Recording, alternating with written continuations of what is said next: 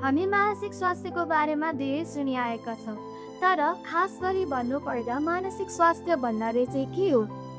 हामीलाई चाहिँ शरीरलाई जस्तो मनलाई पनि ज्वरो आउँछ कि भन्ने कन्सेप्ट चाहिँ स्वीकार्न चाहिँ गाह्रो हुने रहेछ। मुड स्विङ, बढ्दो चिन्ता, पढाइ, आत्मविश्वास र सामाजिक सम्बन्धमा असर पारिरहेको देखिन्छ।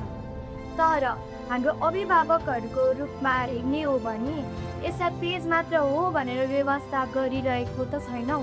ओहो, अब त मानसिक समस्या बढ्ने भयो होइन। डे टु डे लाइफमा स्ट्रेस हुन्छ। अहिले हामी इन्टरभ्यू गरिरहेछौँ, तपाईँलाई स्ट्रेस छ, मलाई स्ट्रेस छ होइन, हाम्रो टेक्निसियन उहाँहरूलाई स्ट्रेस छ, टाइम म्यानेज गर्नुपर्छ।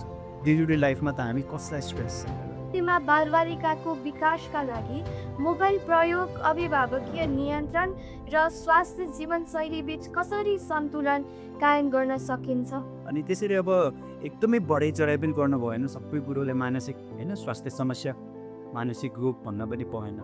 वास्तविकता बुझ्न हामी कहाँ चुकिरहेका छौँ जस्तो लाग्छ? तपाईँ सक्यो